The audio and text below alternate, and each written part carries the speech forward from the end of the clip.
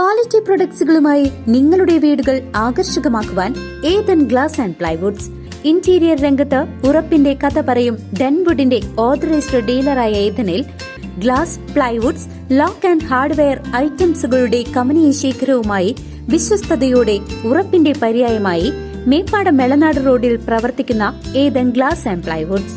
ചേലക്കര ഗ്രാമപഞ്ചായത്തിൽ പുതിയ ഭരണസമിതിയുടെ ആദ്യ യോഗവും പുതുവത്സരാഘോഷവും നടന്നു. പ്രസിഡന്റ് ടി ഗോപാലകൃഷ്ണന്റെ അധ്യക്ഷതയിൽ ചേർന്ന യോഗത്തിൽ ജനപ്രതിനിധികളും ഉദ്യോഗസ്ഥരും പങ്കെടുത്തു.